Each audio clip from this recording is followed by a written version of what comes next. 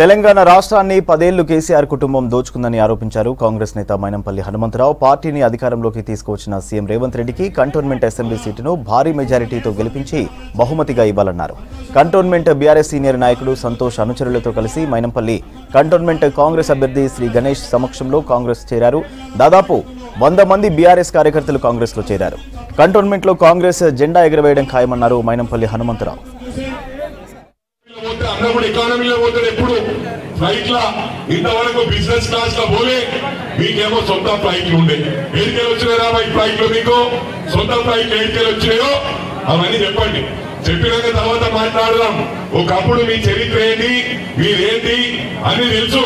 రేవంత్ రెడ్డి గారు కష్టపడి కష్టకాలంలో మీరు కాంగ్రెస్ చేయకుండా చేస్తామనుకొని సోనియా గాంధీ గారికి విలీనం చేస్తాం, తెలంగాణ ఇస్తామని చెప్పి మోసం మాటలు చెప్పి సోనియమ్మ తల్లి తెలంగాణ ఇచ్చిన తర్వాత మీ పుణ్యాల 2 రాష్ట్రాల పొగరు లేకుండా పోయిందిరా తమ్ముడు.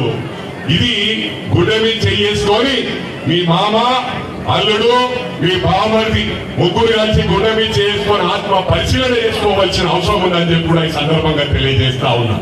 ఏం మాట్లాడతారు రాబాయ్? అది అయిపోయాక ఇంకా సాటిస్ఫై లేక 2 రాష్ట్రాల్లో పోయినా ప్రజలందరూ కూడా కాంగ్రెస్ మీద ప్రేమతో ఎమ్మెల్యేలను గెలిపిస్తే